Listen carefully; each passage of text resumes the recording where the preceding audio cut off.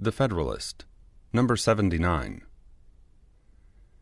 Next to permanency in office, nothing can contribute more to the independence of the judges than a fixed provision for their support. The remark made in relation to the President is equally applicable here. In the general course of human nature, a power over a man's subsistence amounts to a power over his will, and we can never hope to see realized in practice the complete separation of the judicial from the legislative power in any system which leaves the former dependent for pecuniary resources on the occasional grants of the latter. The enlightened friends to good government in every state have seen cause to lament the want of precise and explicit precautions in the state constitutions on this head. Some of these indeed have declared that permanent salaries should be established for the judges, but the experiment has in some instances shown that such expressions are not sufficiently definite to preclude legislative evasions. Something still more positive and unequivocal has been evinced to be requisite.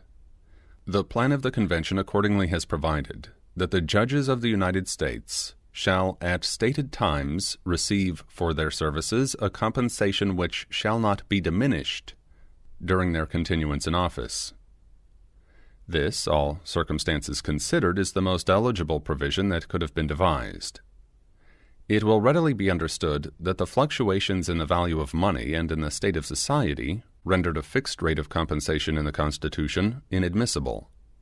What might be extravagant today might in half a century become penurious and inadequate.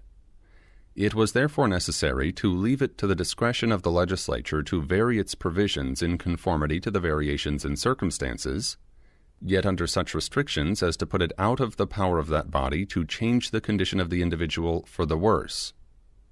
A man may then be sure of the ground upon which he stands, and can never be deterred from his duty by the apprehension of being placed in a less eligible situation. The clause which has been quoted combines both advantages. The salaries of judicial officers may from time to time be altered, as occasion shall require, yet so as never to lessen the allowance with which any particular judge comes into office in respect to him. It will be observed that a difference has been made by the convention between the compensation of the President and of the judges.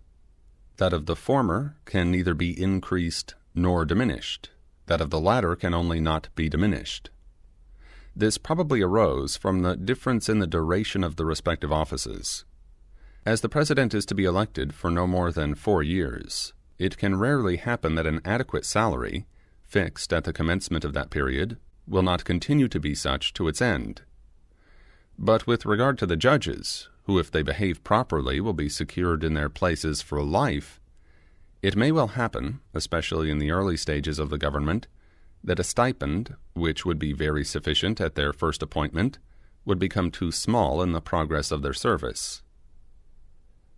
This provision for the support of the judges bears every mark of prudence and efficacy, and it may be safely affirmed that together with the permanent tenure of their offices, it affords a better prospect of their independence than is discoverable in the constitutions of any of the states in regard to their own judges.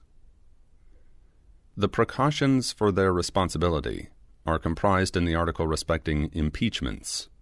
They are liable to be impeached for malconduct by the House of Representatives and tried by the Senate, and if convicted, may be dismissed from office and disqualified for holding any other.